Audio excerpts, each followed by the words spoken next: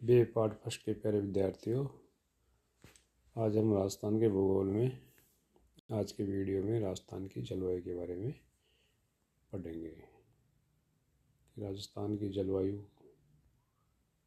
को कौन कौन से तत्व प्रभावित करते हैं और राजस्थान में कितने प्रकार की जलवायु पाई जाती है, जलवायु खंड कितने हैं, इनको आज पढ़ते हैं। जलवायु एक प्रमुख भौगोलिक तत्व है जिसका प्रभाव जल की उपलब्धता तथा प्राकृतिक वनस्पति पर प्रत्यक्ष होता है। जलवायु की परिभाषा है कि किसी भी भूभाग पर लंबी अवधि यानी समयावधि लंबी हो, यानी न्यूनतम लगभग 30 वर्ष तक की अवधि में विविध वायुमंडलीय दशाओं के औसत अवस्था को जलवायु कहते हैं।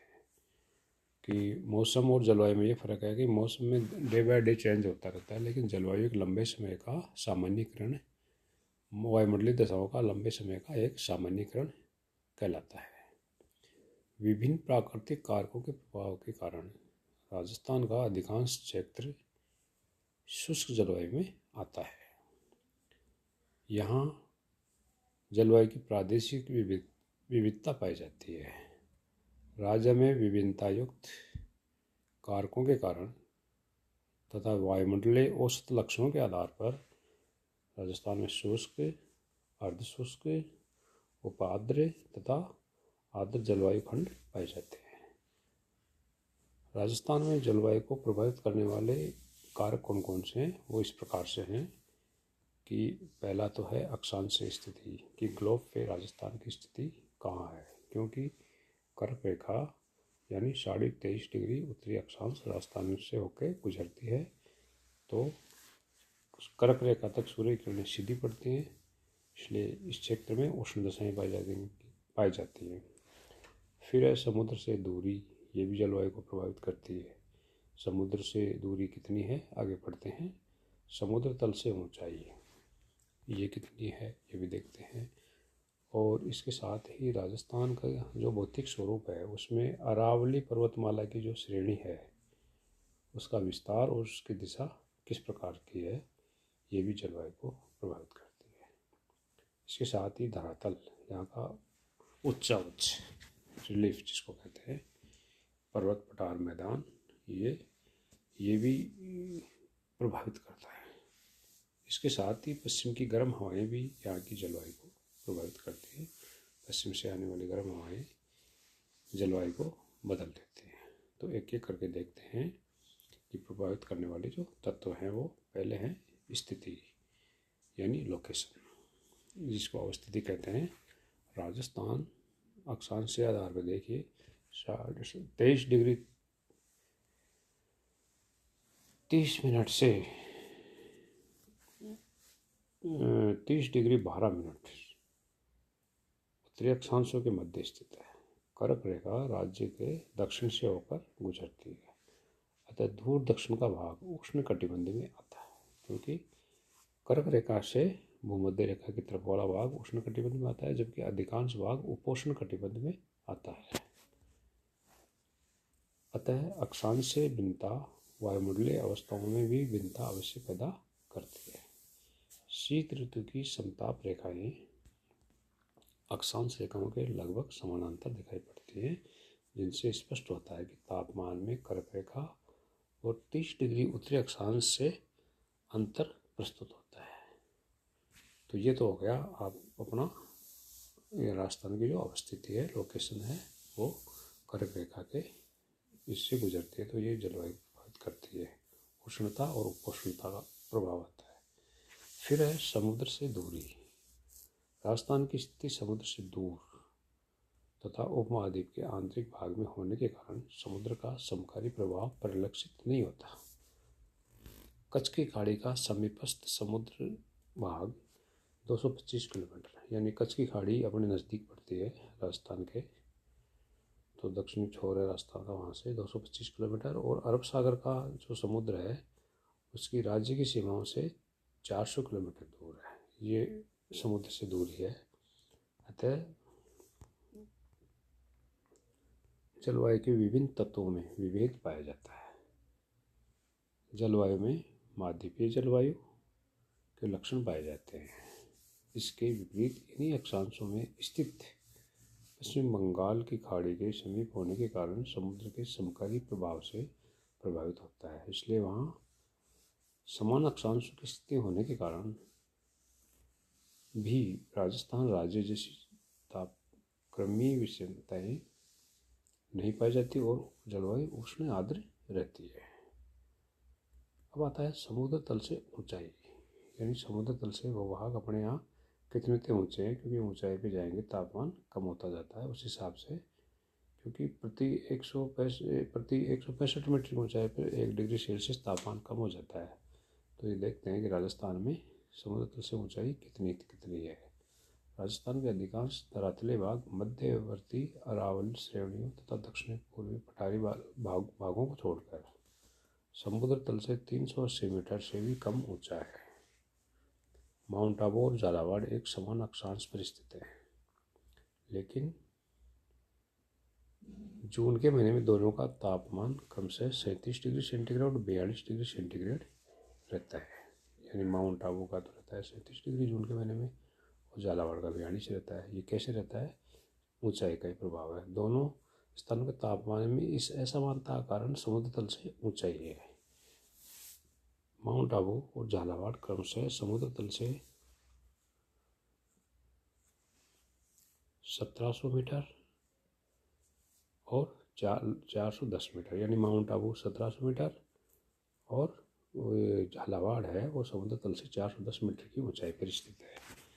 तो 1700 मीटर ऊंचा है तो ऊंचाई पे जाएंगे तो तापमान कम होता जाएगा। जैसे प्रति 165 मीटर की ऊंचाई पर 1 डिग्री सेल्सियस तापमान कम हो जाता है और ऊंचाई बढ़ने से क्षेत्रों का तापमान ठंडा रहता है।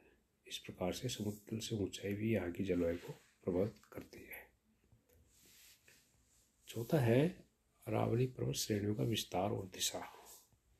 यानी राजस्थान में जो अपने पहले वाले वीडियो में पढ़ा भौतिक स्वरूप में अरावली, तो अरावली का विस्तार उत्तर पूर्व से दक्षिण पश्चिम की ओर राज्य के मध्य में एकदम कणवत रूप में फैली हुई है।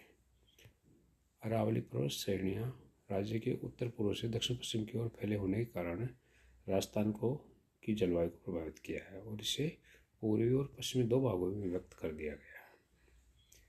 पूर्वी भाग में जहाँ तापमान समान अपेक्षाकृत अधिक आर्द्रता एवं सामयिक वर्षा देखने को मिलती है, अरावली के पश्चिम में तापमान की अतिशयताएँ, ग्रीष्मकालीन तीव्र प्रचंड धूलभरी आंधियाँ, शुष्क गर्म झुलसाने वाली हवाएं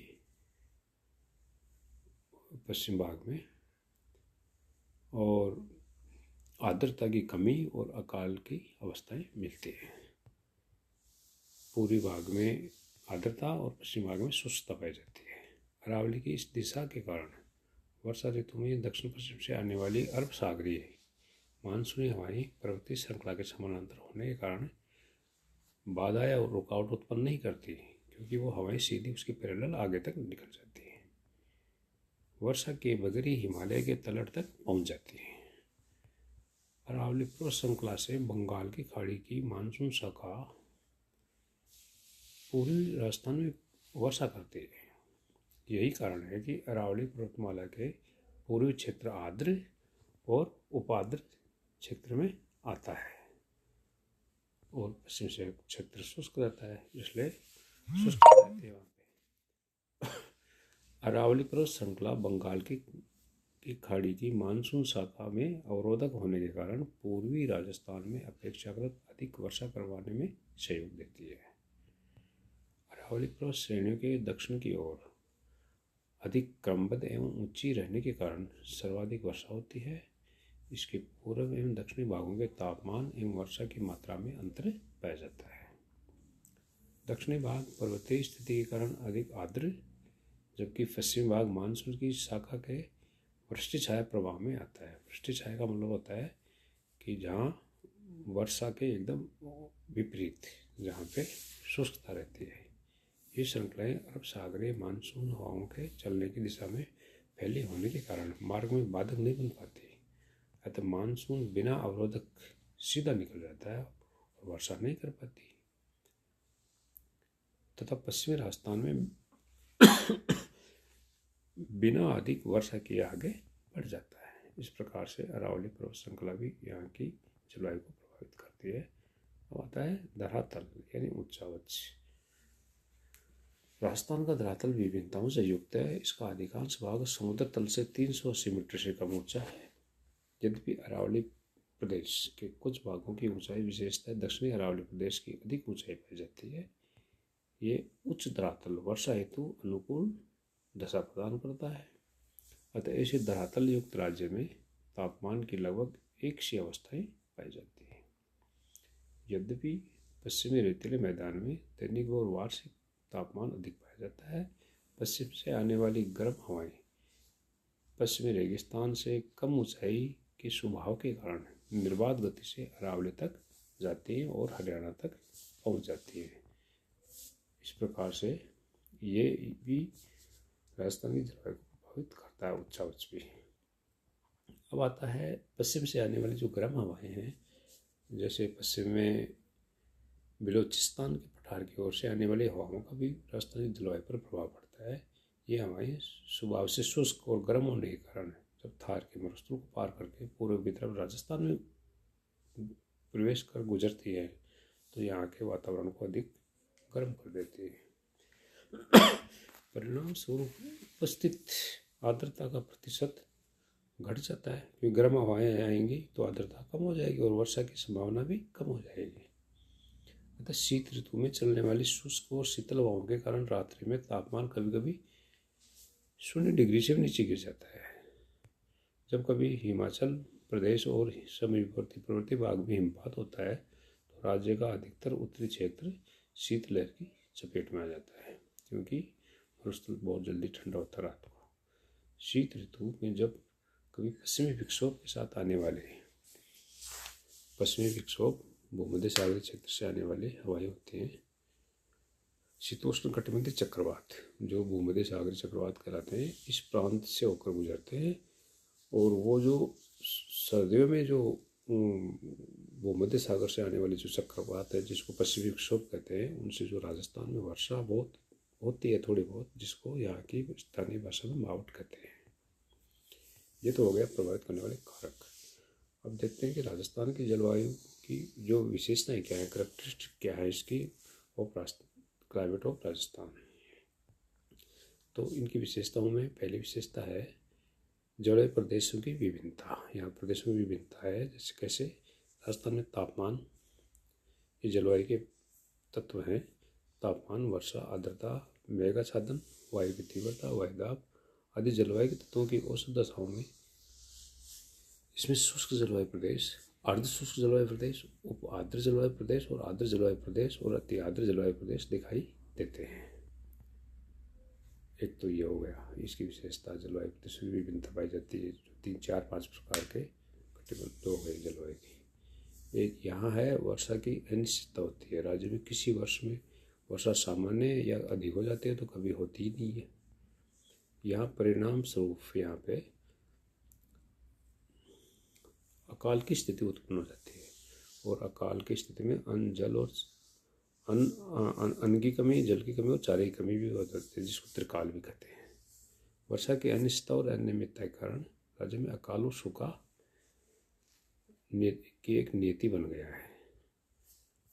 एक होता है पीरियोडिक रेनफॉल, मतलब सामयिक वर्षा, यानी ज़्यादातर अधिकतर वर्षा राजस्थान में, यानी ज़्यादातर का मतलब 90% जून से सितंबर के मध्य ग्रीष्मकालीन मानसून से ही होती है राजस्थान में। शीतकाल में अगर थोड़ी बहुत बरसात जो पश्चिमी विक्षोभ से होती है, वो जो माउट कहलाती है, वो बहुत कम होती है। एक वह है वर्षा का असमान वितरण है। यहाँ पे राजस्थान की जलवायु की विशेषता है कि राज्य में कहाँ अधिक वर्षा होती है, कहीं पे बहुत कम होती है। तो ये किस प्रकार की है इस देखते हैं। राज्य में वर्षा असमान वितरण पाया जाता है। राज्य के दक्षिणी पूर्वी जिलों में 100 सेंटीमीटर से अधिक वर्षा होती है, तो पश्चिमी राजस्थान के जैसलमेर में 5 सेंटीमीटर से भी कम वर्षा होती है। वर्षा के असमान वितरण से पश्चिमी राजस्थान में जल का अभाव पाया जाता है। कभी कम वर्षा से अकाल और कभी अतिवृष्टि से बाढ़ के हालात उत्पन्न हो जाते हैं।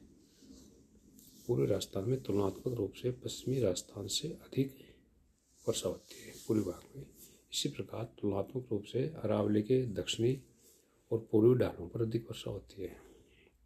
तो ये भी ऐसा मान वितरण पाया जाता है। ये भी एक विशेषता है कि यहाँ तापमान की भी भिन्नता पाई जाती है, जो इसकी टेबल के द्वारा अपन देख सकते हैं। सभी जिलों के तापमान, जो औसत तापमान और न्यूनतम तापमान जो डिग्री सेल्सियस में दिखा रखे हैं, ये अलग अलग सालों के, और वर्षा भी दिखा रखी है। तो कौन से ज़िले में कितना तापमान औसतन न्यूनतम कितना होता है, इसमें दिखाया हुआ टेबल के द्वारा, और ईयर भी दिखाया हुआ है कौन से साल में कितना हुआ, और वर्षा की मात्रा जो मिलीमीटर में दिखा रखी है। शीत ऋतु में राज्य का औसत तापमान 12 डिग्री से 17 डिग्री सेल्सियस रहता है, जबकि ग्रीष्म ऋतु का तापमान यही तापमान 35 डिग्री से 40 डिग्री सेल्सियस तक रहता है। राज्य में दैनिक, मासिक और वार्षिक अधिकतम और न्यूनतम तापमान सर्दियों में 1 डिग्री सेल्सियस तक पहुंच जाता है, जबकि ग्रीष्मकालीन तापमान 50 डिग्री तक चला जाता है। निष्कर्षतः राज्य के विभिन्न स्थानों का दैनिक और मासिक और औसत तापमान अन्य राज्यों की अपेक्षा भिन्न रहता है। तो ये इस टेबल के द्वारा आप इसको जान सकते हैं कि राजस्थान में कितना वर्षा और कितना तापमान न्यूनतम और अधिकतम पाया जाता है। यहाँ एक चीज़ और है, यहाँ आर्द्रता में भी भिन्नता पाई जाती है। ह्यूमिडिटी यानी नमी। राज्य में धरातले उच्चावच हवाओं की दिशा के कारण आर्द्रता में अंतर आ जाता है। राज्य में सापेक्षिक आर्द्रता मार्च अप्रैल में सबसे कम और जुलाई अगस्त में सर्वाधिक होती है। वर्षा ऋतु में मध्य जून से अक्टूबर तक हवाएं मानसून दिशा के अनुकूल ही चला करती है। शीत ऋतु में हवाएं पश्चिमी विक्षोभ के प्रभाव से, पश्चिमी विक्षोभ सर्दियों में आते हैं जिनसे मावट होती है, प्रभाव से पश्चिम से चलकर आती है और वर्षा भी करती है। ग्रीष्म ऋतु में तो ये आर्द्रता बढ़ाएंगे।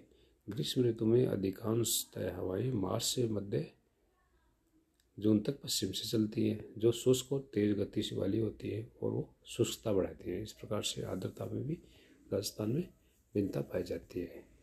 इस प्रकार से आज इस वीडियो के द्वारा राजस्थान की जलवायु की विशेषताएं और जलवायु को प्रभावित करने वाले कारकों के बारे में आपने पढ़ा, और तापमान और वर्षा को भी इस टेबल के द्वारा जाना। अब आगे पढ़ेंगे जलवायु से संबंधित अन्य तत्वों के बारे में। धन्यवाद।